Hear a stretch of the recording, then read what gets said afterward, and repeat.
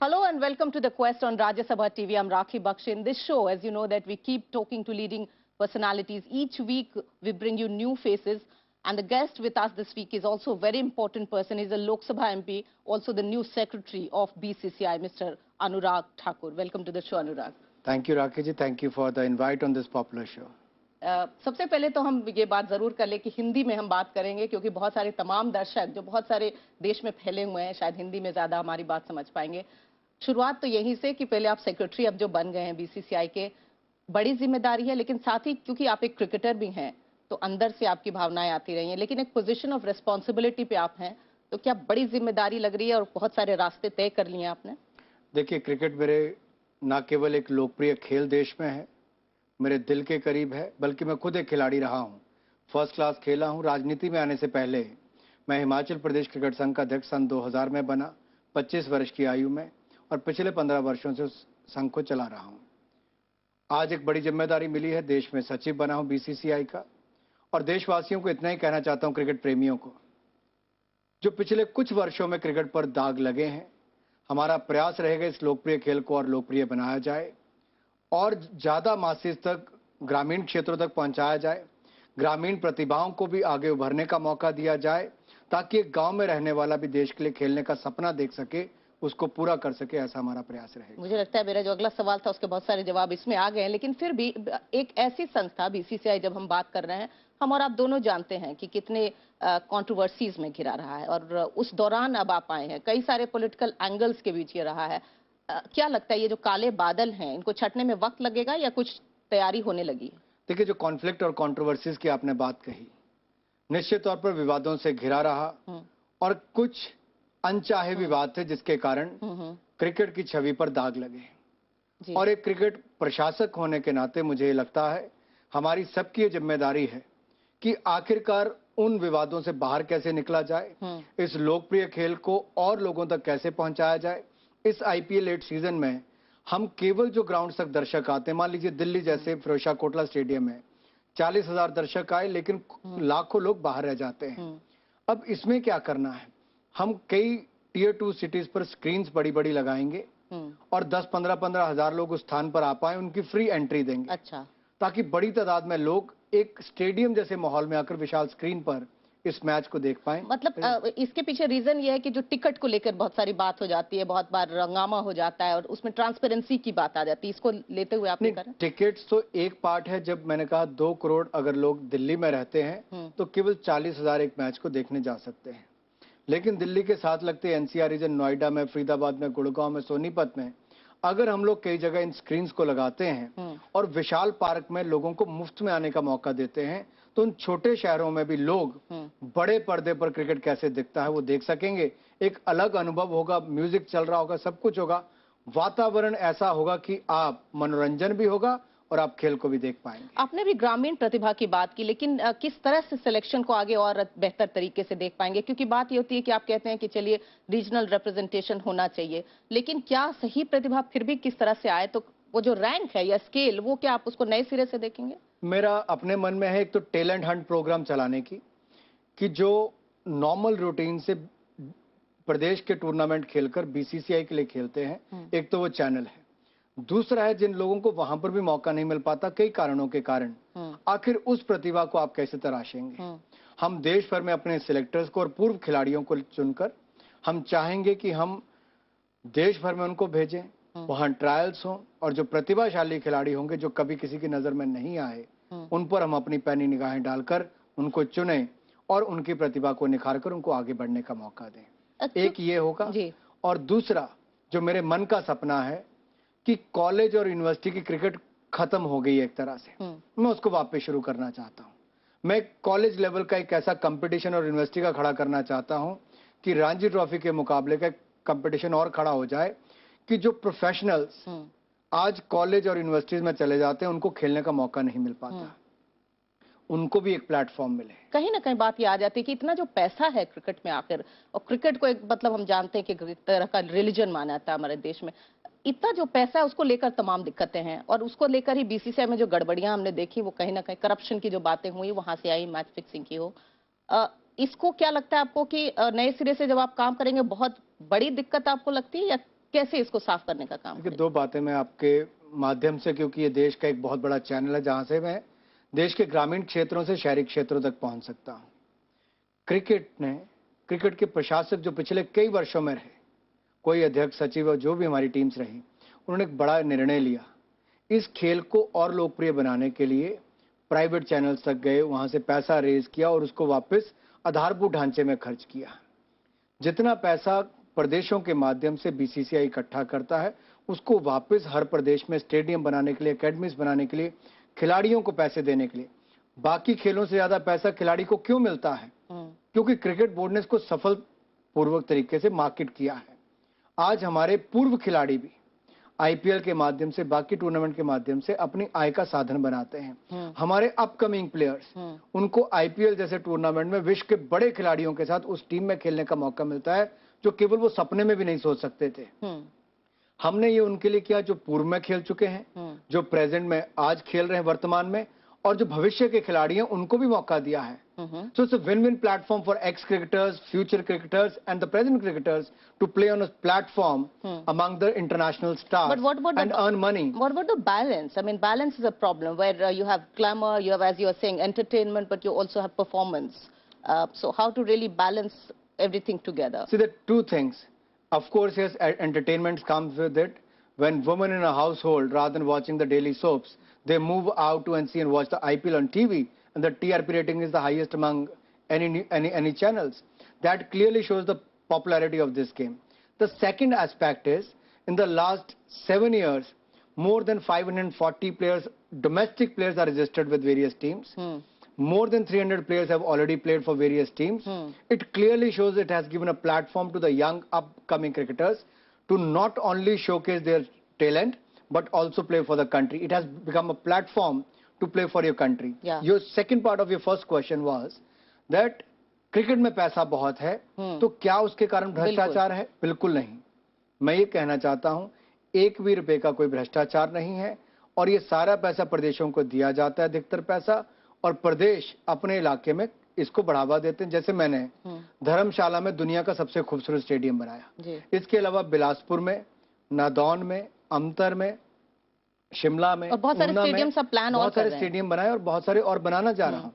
पर आप एक युवा नेता भी हैं, एक युवा चेहरा है मैं कहूँ, और क्रिकेट में जो आप आए हैं, शायद बहुत लोग बहुत खुश हैं कि आप इस पद पर आए हैं। लेकिन हम पीछे अगर देखें, अभी जरूर डालमिया जी, लेकिन जो श्रीनिवासन जी का एक एरा मैं कहूंगी कि वो जिस तरह से विवादों में घिरा रहा, और उससे तमाम क्रिकेट के फैंस को भी मेरे ख्याल से बहुत धक्का लगा। ये जो बातें इतनी हम देखने में आई, एक जो लॉबी की बात है, जो पावर लॉबी की बात है, वो कैसे आखिर कम करेंगे? ये कम दिखता नहीं है अभी होता हुआ। मैं आपसे सहमत हूं, दुर्भाग्यपूर्ण वो समय रहा और कुछ निर्णय ऐसे हुए जिसके कारण शायद क्रिकेट को दाग लगा है, और इन्हीं निर्णयों के कारण हमें बहुत नुकसान भी झेलना पड़ा। कुछ ऐसी घटनाएं घटी जो शायद क्रिकेट के लिए और बोर्ड के लिए अच्छी नहीं थी, और ऐसी घटनाएं भविष्य में ना हो, उसके लिए हम प्रतिबद्ध हैं खेल के प्रति कि भविष्य में ऐसा कुछ ना घटे। एक जो बात बराबर आ जाती है, पर्सनालिटी कल्ट की हम पॉलिटिक्स में बात करते हैं, लेकिन हम क्रिकेट में भी बात करें तो वहां भी पर्सनालिटी कल्ट्स हैं। चाहे वो राजीव शुक्ला जी की बात हो, अरुण जेटली जी हैं, या आप राजस्थान है तो मोदी जी हैं, पवार साहब हैं। मतलब एक फिएफडम जिसको कहते हैं, पर्सनालिटी बेस्ड जो क्रिकेट के अंदर आने वाली बात है, जबकि इसको ज्यादा डेमोक्रेटिक होना चाहिए मेरे ख्याल से। देखिए डेमोक्रेटिक भी है और इसका फेडरल स्ट्रक्चर भी है।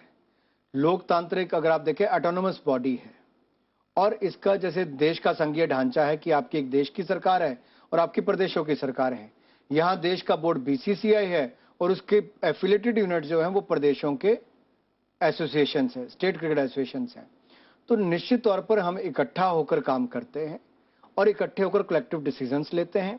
सबको छूट है अपनी बात रखने की। लेकिन राजनीति की जो छाया है, अब हम बात कर रहे हैं और शायद हम बहुत फ्रैंक बातें यहाँ करें, वो कैसे आप देखते हैं कि एक तरफ खेल है, एक तरफ खिलाड़ी है, दूसरी तरफ कहीं ना कहीं जो मैनेजमेंट पार्ट है, वहां पर हम देखते हैं कि चाहे वो पैसे की बात हो या पावर की बात हो या पॉलिटिकल जो इन्फ्लुएंस है उसकी बात। देखिए राखी जी, आपने बहुत महत्वपूर्ण विषय उठाया। आप कहते हैं खेलों में राजनीतिज्ञ क्यों हैं या ब्यूरोक्रेट्स क्यों हैं? मैं आपसे दूसरा प्रश्न करता हूं।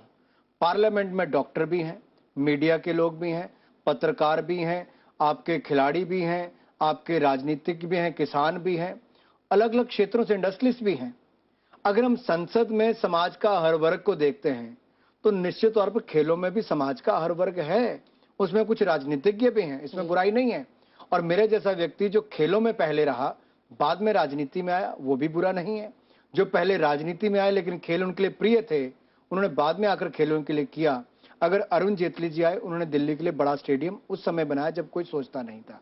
शरद पवार जी ने मुंबई के लिए बनाया, इसी तरह से मैंने धर्मशाला में बनाया। तो इसमें बुराई क्या है? चलिए, लाभ अगर क्रिकेट का है, देश का है, समाज का है, हम बाकी क्षेत्रों में करते हैं तो खेलों में भी कर सकते हैं। आगे की बात भी थोड़ी कर लें जल्दी जल्दी। जो कोच की बात जो आती है कि हमेशा, और आपसे पूछा भी जा चुका है, क्या लग रहा है कि नया कोच, अच्छा कोच, भारत जो सशक्त लगे टीम हमारी, वो क्या होना चाहिए? देखिए, कोच एक बहुत महत्वपूर्ण भूमिका निभाता है किसी भी टीम के साथ। आपसी तालमेल, समन्वय बैठे और एक विचार के साथ, एक प्लानिंग के साथ टीम आगे बढ़े। इसलिए आपको निर्णय बड़ा सोच समझकर करना होता है। और हम हाल ही के हमारे कोच का कॉन्ट्रैक्ट पूरा होने वाला है, इसलिए जो भी निर्णय हम लेंगे, क्या कुछ नाम सोचे हैं आपने? अभी कुछ आ रहे हैं? सोच समझ कर लेंगे, चाहे वो हिंदुस्तानी हो या हिंदुस्तान से बाहर का भी लेना पड़ता है, तो भी उसमें हम संकोच नहीं करेंगे। इंडिकेशन माने जो आप बात कह रहे हैं? देखिए, हिंदुस्तानी भी हो तो बहुत अच्छा है, हिंदुस्तानी ना भी हो लेकिन टीम के हित में, तो वो उसमें भी कोई बुराई नहीं। चलिए, और बात हमेशा, क्योंकि बहुत सारे क्रिकेट फैंस जरूर ये प्रोग्राम भी देखेंगे, अपार्ट फ्रॉम की राजनीति की जो हम बातें करेंगे, हमेशा बात आ जाती है और आपसे पूछा भी जाता रहा है कि भारत पाकिस्तान के जो मैच हैं उसकी तरफ सबकी निगाह रहती है, तो आप किस तरह से इसको आगे देखेंगे? देखिए, मेरा अपना अनुभव जो रहा कि ऑस्ट्रेलिया इंग्लैंड की एशेज सीरीज को दुनिया भर में बड़ा कहा जाता था, लेकिन उससे भी बड़ी सीरीज होती है तो भारत और पाकिस्तान की होती है। पूरे भारत और पाकिस्तान की नहीं, दुनिया भर की निगाहें उस पर रहती हैं। और शायद आप भी, ये आपके शो का बहुत महत्वपूर्ण प्रश्न है कि आखिर वो सीरीज कब होगी जी। लेकिन ये सीरीज केवल दो देशों पर या दो देशों के बोर्ड पर निर्भर नहीं करती। दो देशों के लोग, क्रिकेट प्रेमी चाहते होंगे, लेकिन बहुत सारी और परिस्थितियां ऐसी जिस पर ये निर्भर करता है। पाकिस्तान बोर्ड के चीफ शहरयार खान साहब मुझसे हाल ही में मिले और उन्होंने बधाई देने आए थे। बातों बातों में अनुरोध किया कि भारत और पाकिस्तान को क्रिकेट सीरीज खेलनी चाहिए। तो जब तक उनकी ओर से कोई औपचारिक रूप से बात आगे ना आए, बातचीत नहीं होती है, till the time we don't get the official letter from them, we are not in a position to take any decision on that. And that decision will be taken on various feedbacks from the various circles within the BCCI, within the government. And I can assure you, whatever decision will be taken in the interest of the game and in the interest of the nation. Mister Anurag Thakur, या थोड़ी राजनीति की बातें हो जाए। युवा नेता हैं आप, क्या नया आपको लगता है कि कर पाएंगे आप? जो जिम्मेदारी युवा नेता के ऊपर आज है, आज जब प्रधानमंत्री मोदी मेक इन इंडिया की बात करें या एक युवा भारत की बात करते हैं, जब बाहर भी जाते हैं, बहुत बड़ी जिम्मेदारी है, लेकिन बात ये होती है कि उस जिम्मेदारी को आप जैसे नेता आगे ले कहाँ जाएंगे? देखिए, पहले तो मैं आभार प्रकट करता हूं हमीरपुर संसदीय क्षेत्र की जनता का, जिन्होंने मुझे तीसरी बार लोकसभा में भेजा है, 14वीं, 15वीं और 16वीं लोकसभा में, और इस बार तो मोदी जी की सरकार बनाने के लिए भी चुनकर भेजा है। बहुत सारी उम्मीदें हमारी सरकार से हैं, इन अपेक्षाओं पर खरा उतरना हमारे लिए कड़ी चुनौती है। लेकिन अगर आप पहले 9 महीने का कार्यकाल देखें, मोदी जी ने प्रधानमंत्री जनधन योजना की घोषणा की, और केवल यूपीए की तरह घोषणा नहीं रही, 6 महीनों के अंदर 1.25 करोड़ बैंक खाते, यानी कि तकरीबन 50 करोड़ लोगों तक पहुंचकर दिखाया। भारत के हर परिवार का बैंक खाता खोलकर दिखाया। अब जनवरी महीने से उन सभी बैंक खातों में एलपीजी सिलेंडर जैसी सब्सिडी जो है वो सीधी डायरेक्ट मिलनी शुरू हो गई। यूपीए के समय भी वो शुरुआत हुई थी, लेकिन लोगों में गुस्सा बड़ा था कि पैसा समय पर नहीं आता था। महंगाई फिर भी कम नहीं हो रही है। लेकिन आप पिछले कल का भी अगर आप पेपर पढ़ें, होल प्राइस इंडेक्स माइनस में चला गया। राखी जी, जो प्याज 100 रुपए किलो कांग्रेस के समय मिलता था, हमारे 20 और 25 रुपए से ज्यादा नहीं गया है। बाकी दाम भी आगे नहीं बढ़े हैं। जो 17 बार एक साल में तेल के दाम मनमोहन सिंह जी की सरकार के समय बढ़े, हमारे 6 महीने के कार्यकाल में 12 बार तेल के दाम गिरे हैं। ये हमने करके दिखाया है। और यही नहीं, आप देखिए 3 साल तक एसआईटी बनाने के लिए सुप्रीम कोर्ट यूपीए की सरकार को कहता रहा, मनमोहन सिंह जी और सोनिया गांधी कहते रहे हम नहीं बनाएंगे। मोदी सरकार ने कहा था काला धन वापस लाएंगे, आते ही पहली कैबिनेट का पहले निर्णय एसआईटी का गठन कर दिया, और अब पिछले कल हमने काला धन वापस लाने के लिए नया कानून बना दिया है। ये भी अपने आप में दिखाता है हम कितने प्रतिबद्ध हैं। G20 की बैठक पर विदेशों में जाकर मोदी जी ने इस विषय को बड़ी गंभीरता के साथ उठा रहे हैं। चाहे वो मॉरिशियस हो, चाहे वो ऑस्ट्रेलिया हो, अमेरिका हो, किसी देश में गए काले धन के मुद्दे को हमने जोर से उठाया है। मेक इन इंडिया की आपने बात कही, मेक इन इंडिया निश्चित तौर पर एक बड़ा कदम है, लेकिन आखिर वो वातावरण कैसे बनता? भ्रष्टाचार के आरोप लगे थे पिछली सरकार के ऊपर, इनडिसाइसिवनेस, पहले पॉलिसी पैरालिसिस की बात होती थी, इनके निर्णय नहीं ले पाते थे, नीतियां बनाने में एक तरह से अधरंग सा हो गया था, कुछ चलता नहीं था। लेकिन इस सरकार ने आकर, यही मैं पूछना चाहूंगी कि जब आप आए तो बहुत ज्यादा जोश था और इसलिए मेजोरिटी मिली, आप इतने नंबर्स के साथ, जिसको कहते हैं थंपिंग मेजोरिटी के साथ आप आए। लेकिन अब जब कुछ महीने बीत गए, अब कुछ लोगों को ऐसा लगने लगा कि शायद वो सम्मोहन थोड़ा टूटने लगा है, या लोग जिस उम्मीद और सब्र का बांध बिठाए बैठे थे वो कहीं ना कहीं अब नए रास्ते और तलाश रहे हैं। वहां मुझे लगता है एक स्पेस है जहां पार्टी को देखने की जरूरत है। देखिए, आपका सवाल इसलिए ठीक है कि 30 वर्षों के बाद अभूतपूर्व समर्थन, अभूतपूर्व वोट और पूर्ण बहुमत मिला तो 1984 के बाद अब मोदी सरकार, एनडीए सरकार को मिला है। इसलिए लोगों की अपेक्षाएं ज्यादा हैं, लेकिन हम उस पर खरा उतर रहे हैं।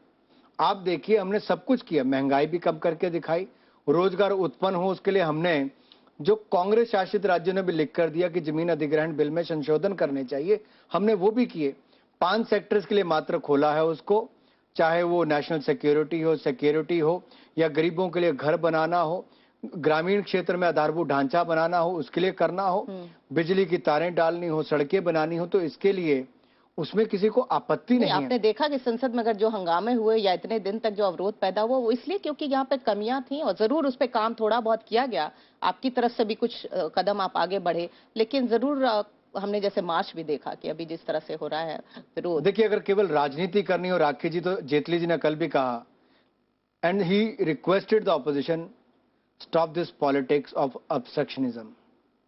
केवल विरोध करने की राजनीति को छोड़ा जाए। फ्लैशबैक में जाने का मन कर रहा है, क्योंकि जब आप ऑपोजिशन थे तो फिर यही बातें आ गया। नहीं, आप पिछले 5 वर्ष का खाता उठा के देखिए, हम एक दिन भी वेल में नहीं गए, हमने एक दिन भी क्वेश्चन आवर को रुकने नहीं दिया, हमने मुद्दे उठाए, जनता से जुड़े, लेकिन अपनी सीटों पर खड़े होकर उठाए, कभी विरोध नहीं किया उन बातों का, और जहां सरकार को हमारी सहमति की आवश्यकता थी हमने की।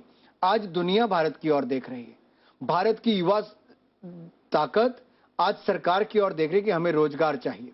अटल बिहारी वाजपेयी ने 6.25 करोड़ नौकरियां 6 साल में दी थी, कांग्रेस ने 10 सालों में मात्र 47 लाख नौकरियां दी हैं। अटल बिहारी वाजपेयी ने 3.25% ग्रोथ रेट से 8.2% ग्रोथ रेट लेकर गए थे।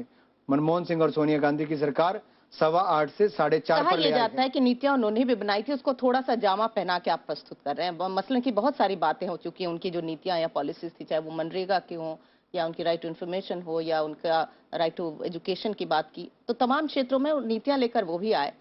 अब जब आपकी सरकार आई है तो शायद आप नए जामे पहनाकर उस पर काम करें, क्योंकि देश के सवाल तो वही ना तो राखी जी हम कोई नाम बदलने में विश्वास रखते हैं। हो सकता है कांग्रेस को सिर्फ नेहरू जी, गांधी जी, इंदिरा जी और राजीव जी, इन सब के नामों से चिंता होगी, इनके नाम लगाने हमारा कोई इच्छा नहीं है।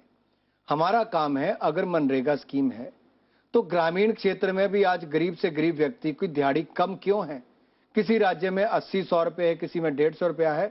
क्या महंगाई जब पिछले 5-10 वर्षों में बढ़ी तो आज उनकी दिहाड़ी ज्यादा होनी चाहिए? हम वो ज्यादा करना चाहते हैं। क्या जो 2 लाख करोड़ रुपया पिछले 5 वर्षों में खर्च किया गया उससे उसका कोई सोशल ऑडिट हो पाया? क्या आपके कोई नेशनल एसेट खड़े हो पाए? नहीं हुए। इसलिए उस काम चल रहा है। उस स्कीम में जो त्रुटियां हैं, हम उनको लूप होल्स को प्लग करके हम उसमें सुधार लाना चाहते हैं। अगर आपको लगता है 60-40 की रेशो की बजाय 51-49 की रेशो होकर कहीं आपका मटेरियल थोड़ा ज्यादा लगता है तो आपकी पक्की सड़क बन जाएगी। कुछ मूलभूत बातें जरूर हमें करनी होगी यहाँ पर। अगर हम बात कर रहे हैं इस नई सरकार और इस पार्टी की, जरूर पार्टी के अंदर क्या स्वर हैं उसकी भी बात करेंगे, लेकिन अगर आप देखें कि दिल्ली का, तो जरूर दिल्ली की हम बात कर लेंगे कि यहाँ पर एक जो सरकार आई उससे कहीं ना कहीं ये लगा कि क्या वही भ्रम जो है वो कहीं टूट तो नहीं रहा है कि बीजेपी का, चलिए पहले सिलसिला चलता रहा था कि जीत रहे थे हर एक राज्य में, वहां शायद लगा। लेकिन ये एक बात है, उसके बाद आप अगर हार्मनी की अगर बात करें तो फिर देखें कि हार्मनी पे सवाल उठने लगे। आज हमारे सामने चिंताएं व्यक्त की जा रही हैं, चाहे वो चर्च पे अटैक हो रहे हैं या एक तरह का जो माहौल दिखाई दे रहा है, घर वापसी की बात करी, उस पर शायद चिंतन है पार्टी के अंदर। क्या कहना चाहेंगे इन सबको मिलाकर आप, क्योंकि एक दूसरे पे असर आ रहा है इसका? आपने एक बहुत महत्वपूर्ण विषय उठाया। और दो चार विषय थे भारत का संघीय ढांचा है और इस संघीय ढांचे में जो कानून व्यवस्था की जिम्मेदारी है वो राज्य सरकारों की है। और राज्य में अगर एक नन के साथ, एक बूढ़ी नन के साथ पश्चिम बंगाल में रेप हुआ तो उसकी जितनी पीड़ा मुझे है उतनी ही आपको है, और इसकी जितनी निंदा आलोचना की जाए उतनी कम है। प्रदेश सरकार 72 घंटे के बावजूद वहां पर कोई निर्णय नहीं ले पाई, एक चिंता का विषय है। ये आक्रोश जनता में होना स्वाभाविक है। दिल्ली में चर्च में आक्रमण हुआ, हरियाणा में हुआ, कर्नाटक के बैंगलोर में हुआ। अब मीडिया एक इसको विषय बनाता है कि चर्चिस पर आक्रमण हुए। किसने किए? जिसने भी किए उसको जेल के पीछे डालो। कानून व्यवस्था खराब ना हो ये राज्यों की जिम्मेदारी है, उस पर कड़े से कड़ा काम करना चाहिए। कोई व्यक्ति हो, किसी दल का हो, किसी संस्था का हो, उसके ऊपर कड़ी से कड़ी कार्रवाई करनी चाहिए। और फ्रीडम ऑफ स्पीच इस देश में है। जो इंडिपेंडेंट व्यक्ति, चाहे आप हैं, मैं हूं, तीसरा, अपनी बात करता है तो उसको करने का अधिकार है। क्योंकि कुछ लोगों को लगता है कि क्या बीजेपी सिर्फ अपनी वजह से ये डिसीजन कुछ जो लेती है ले रही है, माहौल को देख रही है, या उसके पीछे जैसे जो बहुत मजबूत आपकी बॉडी है वो संघ है, तो क्या वहां पर दोनों के सुर एक और स्वर एक हैं? देखिए, अगर आप संविधान को देखें, आप जबरन किसी को धर्म परिवर्तन नहीं करा सकते, वो एक अपराध है। लेकिन कोई अपनी इच्छा से अपना धर्म परिवर्तन करना चाहता है, उसकी खुली छूट है। हमने ना कभी किसी को धर्म परिवर्तन करने के लिए भारतीय जनता पार्टी ने कहा, ना हम कहते हैं कि कोई अपना धर्म परिवर्तन करे। हिंदुस्तान का कोई भी व्यक्ति है वो एक भारतीय है, वो जिस भी धर्म को फॉलो करना चाहता है वो करे। तो मुझे जम्मू कश्मीर के बारे में थोड़ी बात करनी पड़ेगी कि अच्छा है सरकार आई आपकी पीडीपी के साथ, लेकिन वहां भी कहीं ना कहीं परेशानियां दिखाई दे रही हैं। एक ऐसा राज्य है जहां पर विशेष परिस्थितियां हैं, और इसका अगर पूरे के पूरी जिम्मेदारी किसी के ऊपर देनी होगी तो जवाहरलाल नेहरू जी पर देनी होगी। वो ऐसी देखिए पीछे, क्योंकि उनका एक कदम इस देश में ऐसी प्रॉब्लम खड़ी करके गया है कि विशेष राज्य का दर्जा देने के बाद आज मेरे कश्मीरी भाइयों और बहनों को वो सहूलियत नहीं मिल पाई। वो एक जो कोऑर्डिनेशन बाकी देश के साथ है, एक खाई जो हम देखते हैं दो बाकी देश और कश्मीर के बीच में, ये धारा 370 के कारण है। लेकिन एक महिलाओं के ऊपर बहुत, जो कि संसद में बात हो रही है, आप जैसे युवा नेता क्या सोचते हैं? कई बार बहुत ऐसे बयान आ जाते हैं जो महिलाओं को लगता है कि ये किस तरह के बयान सामने आ रहे हैं। परिस्थितियां तो भयावह हैं, उस पर भी शायद आपकी पार्टी सरकार सबको चिंता है और इसलिए कई स्कीम भी चल रही है, पर क्या कहेंगे आप इस तरह के तमाम बयान जो कई बार सीनियर नेता भी दे देते हैं? आप देखिए, एक और हम इस देश में देवियों की पूजा करते हैं, दूसरी ओर जिसको हम अपनी बहन माँ को एक देवी के रूप में देखते हैं, जब उनके प्रति ऐसा अत्याचार होता है, अपराध होते हैं, तो क्या इस देश के हर उस पुरुष का सिर शर्म से नहीं झुक जाता? हम कहते हैं तो हैं ladies and gentleman, but where is, I think that gentle is missing today. It should be ladies and men. If they're not behaving in a gentleman manner, I think that raises a question mark on their gentle behavior. Very well said. I think Gentleman तभी आपको कहा जा सकता है अगर आप उस तरह से आपका व्यवहार हो। मुझे लगता है ये सोच में और नैतिक मूल्यों में जो गिरावट आई है राखी जी, ये उसके कारण हुआ है। निर्भया कांड जब हुआ तब देश का हर व्यक्ति शर्म महसूस करता था। हजारों नौजवान मेरे घर के बाहर से निकलते थे आक्रोश करते हुए, प्रदर्शन करते हुए। मुझे लगता था अब हिंदुस्तान का नौजवान जाग चुका है, अब देश में वो बदलाव आएगा।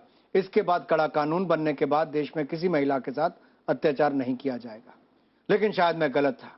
नैतिक मूल्यों की गिरावट के कारण देश के लोगों की सोच में जो बदलाव नहीं हम ला पाए, उसके कारण आज भी महिलाओं के प्रति अत्याचार अपराध बढ़े हैं।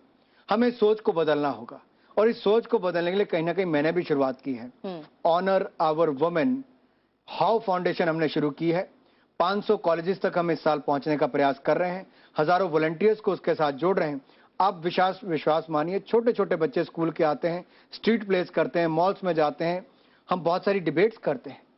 अर्नब गोस्वामी, विवेक ओबराय, चेतन भगत, अरुण जेटली और कपिल शर्मा, तमाम क्षेत्र के लोगों को, अलग अलग क्षेत्रों के लोग आए, किरण खेर, सुप्रिया सुले, वो आए, उन्होंने अपनी सब बातें रखी। हम ज्यादा से ज्यादा लोगों तक पहुंचकर लोगों की सोच को बदलना चाहते हैं। बहुत सारी बातें मुझे लगता है, और शायद एक दूसरा एडिशन हमें करना पड़ेगा जब हम आपसे और बातें करें। लेकिन एक सवाल जो मैं हमेशा सबसे पूछती हूँ जो इस शो में आते हैं, कि आपका जो क्वेस्ट है वो क्या है, एक ड्रीम जो है, जो रास्ता है आपका, वो क्या है अनुराग ठाकुर जी? मेरा लक्ष्य केवल एक है, मैं किसी भी रूप में रहूं, एक खिलाड़ी के तौर पर, क्रिकेट प्रशासक के तौर पर, हमीरपुर संसदीय क्षेत्र का चुनाव प्रतिनिधि के तौर पर, या बीसीसीआई में, कहीं पर भी मैं एक भारतीय के रूप में भारत माता की, अपने देश की सेवा कर सकूं। हर क्षेत्र में अपना 100% जहां मुझे जिम्मेदारी मिली है, केवल कुर्सी के बारे में ना सोचूं, उस कुर्सी की जिम्मेदारी को निभाते हुए अपनी देश की और इन संस्थाओं की सेवा कर सकूं। बहुत बहुत शुक्रिया इस शो में आने के लिए, और बहुत बहुत धन्यवाद कि आप आए और इन सब बातों के बारे में आपने बात की। सो here was Anurag Thakur, who talked on range of issues. Hope you like this particular edition of the Quest here on Rajya Sabha TV. Keep watching. Namaskar and bye bye.